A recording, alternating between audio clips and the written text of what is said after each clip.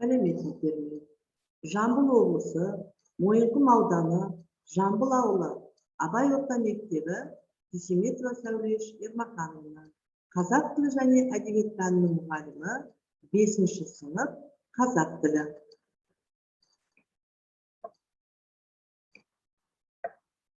Сабақтың тақырыбы өнер білім бар жұрттар.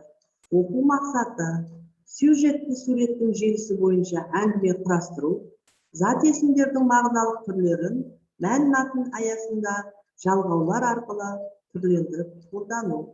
Бағалау критерийі сюжетті суреттің желісі бойынша әңгіме құрастырады, зат есімдердің мағыналық түрлерін мән-мәтін аясында жалғаулар арқылы түрлендіріп қолданады.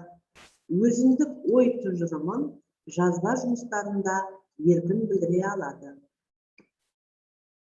Балалар, оқулыққа қарап, оқулықта бізге Ыбырай Алтынсариннің өнер білім бар жұрттар өлеңі берілген. Олай болатын болса,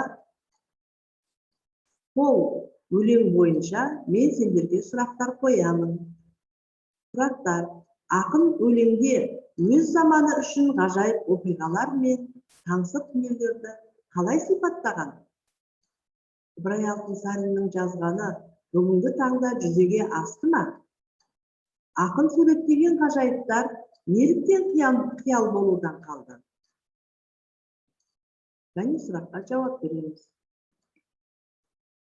Балалар, олай болатын болса, бірінші тапсырма бойынша жұмыс жасаймыз. Оқылым мәтінін негізге ала отырып, деңгейлік тапсырманы орындаңдар. Бірінші, мәтін мен деректі дерексіз зат есімдерді топтастырып жазыңдар. Екінші, дерексіз зат есімдерге жұрнақ жалғап, туынды сөз жасаңдар. Үшінші, өлеңдегі ғажайып сипатқа ие болған оқиғаларды бүгінгі күнмен салыстырып, кестені толтырыңдар. Кесте былай берілді балалар. Ыбырай Алтынсарин өлеңінде бүгінгі таңда, Ыбырай Алтынсарин өлеңінде айшылық алыс жерлерден жылдам хабар алғызды. Балалар, ол бүгінгі таңда не? Телефон, ғаламтор, факс, телеграмма.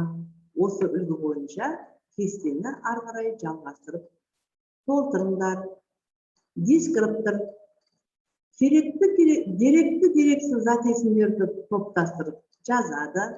Дерексіз зат есімдерге жұрнақ жалғап, туынды сөз жасайды. Өлеңдегі ғажайып оқиғаларды бүгінгі күнмен салыстырады. Кестені толтырады. Қане балалар, іске сәт. Тапсырманы орындаймыз. Балалар, екінші тапсырма. Бүгінгі тақырыпқа байланысты өз көзқарастарыңды позиция таңдау әдісімен ауызша дәлелдеңдер. Негізгі түйіндерді жазыңдар. Дескриптор көзқарасын ауызша дәлелдей алады, негізгі түйінін жазады. Олай болатын болса, бүгінгі сабағымызда рефлексия, кері байланыс жасаймыз балалар. 4 сөйлем әдісі бойынша. Бірінші пікір, бір сөйлеммен пікір жазамыз. 2 сөйлем арқылы дәлелдейміз. 3 сөйлем арқылы мысал келтіріп, қорытынды жазамыз. Сау болыңдар балалар, назарларыңа рахмет.